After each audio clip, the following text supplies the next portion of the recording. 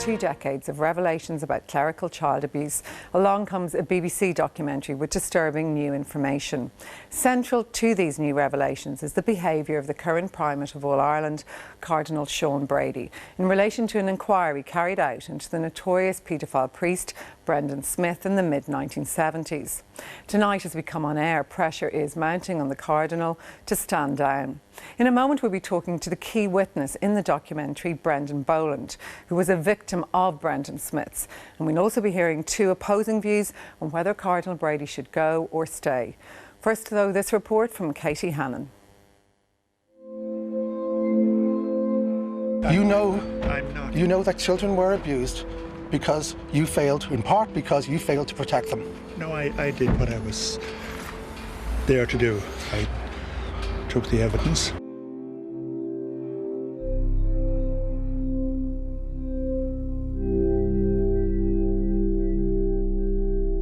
Revelations of the unspeakable horrors visited upon scores of children by the most prolific of paedophiles, Father Brendan Smith, have reverberated through church and state for decades.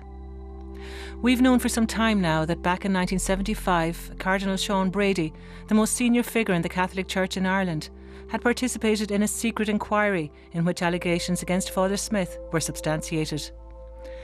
But it wasn't until this week that the full extent of what the inquiry was told about Smith's victims by the then 14-year-old Brendan Boland was revealed in a BBC documentary.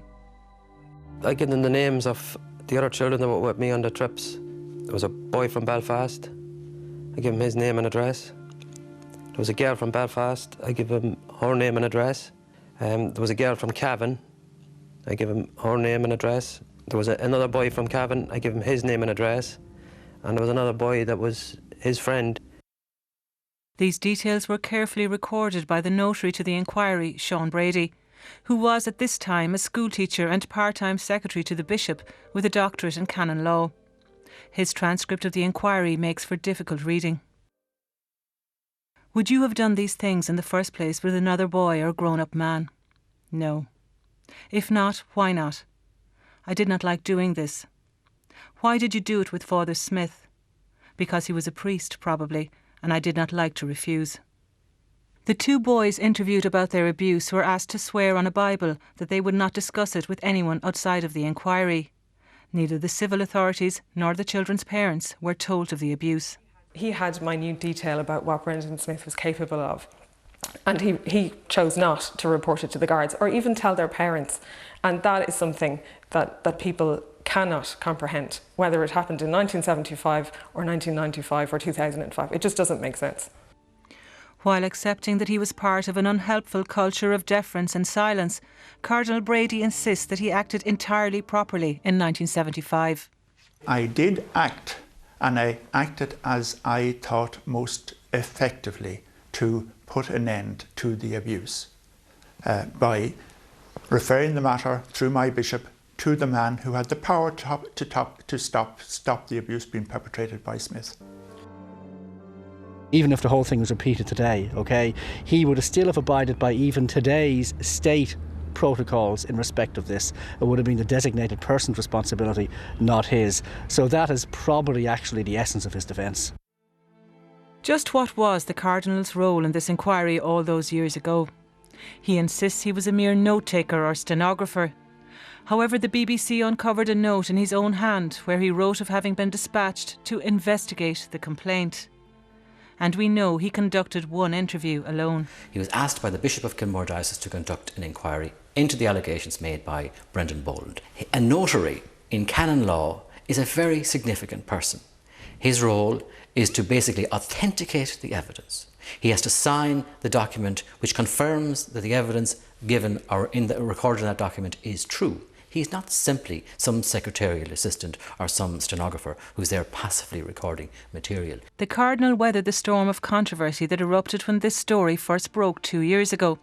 However, these latest revelations have sparked a fresh wave of calls for his resignation, calls he has firmly resisted. When I give an account of what I did what I was expected to do to the best of my ability, promptly, effectively, then I don't think that is a resigning matter. While the Vatican's senior prosecutor, Monsignor Scicluna, staunchly defended the Cardinal this week, support for his position here is thin on the ground. It's very disappointing for victims that the leader of the Church in Ireland still has a difficulty with taking responsibility for something that happened in the past. And it certainly raises questions about the ability that they have to apply the current child protection procedures. I think his authority has been critically undermined, his moral authority. The man didn't behave morally in 1975. He behaved institutionally. That thinking remains.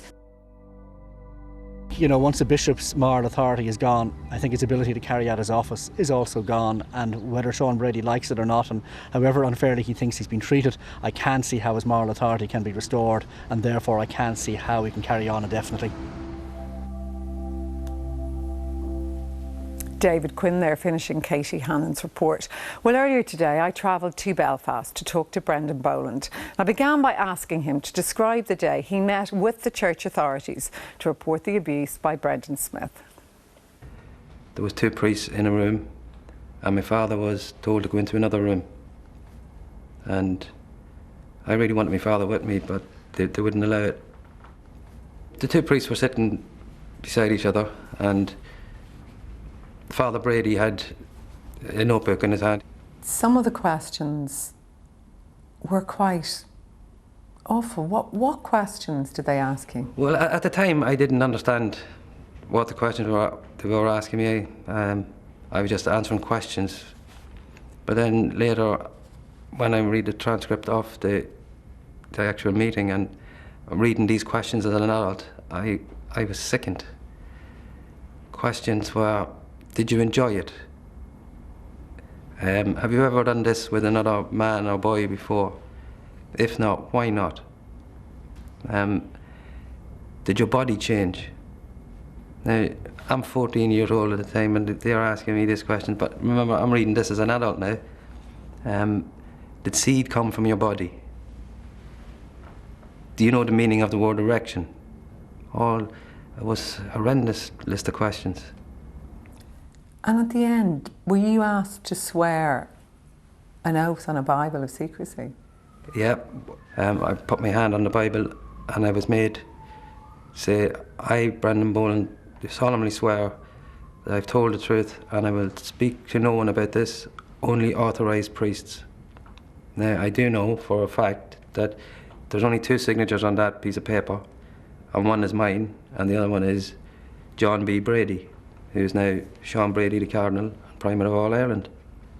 Cardinal Brady said yesterday he had no awareness of the impact of the abuse on you as a child. He wasn't aware of the impact it would have had. Yeah, I believe he said that he was a young priest. He was only 36. He was inexperienced, but to my knowledge, he was a canon lawyer. He was secretary to a bishop. He was a school teacher. I mean, he couldn't see, he says he can't see the impact. But remember, I was only 14 years old. And I seen it was wrong. So I can't see his defence in saying that he couldn't see the impact. You gave, at that meeting, the names and addresses of 5 other children, all of who went on to be abused and more besides. Were you hoping that they would go and tell their parents and save those children? Well, that was my aim. That was my aim. I give them on a plate, I give them the names and addresses, and in one instance, a postcode. So you can't say that he didn't have the information. He had the information to go to the parents of the children. Even, okay, I'll grant him that he didn't go to the Gardaí, but he had a moral duty to go to the parents and warn the parents of what was happening. There's a really moving bit on the BBC documentary, the last line, where you meet that boy from Belfast for the first time in almost 40 years and you say, I thought I had saved you. Is it true that you felt guilt for years that you didn't save them even though you tried? Yes. Well, from 1975 on, I honestly thought that the Father Smith had been dealt with. And then in 1994, my sister sent me a video over, and it was a video of a program called Suffer Little Children, and Father Brendan Smith was the subject of the documentary, and he had continued to abuse up until 1993, I think. I mean, that's years later, and that's when everything came back to me, and I didn't do enough. I had guilt. I was horrified. It done me in. I couldn't believe it. If Cardinal Brady was watching this tonight, what would you like to say to him now if you were sitting in front of him, Brendan?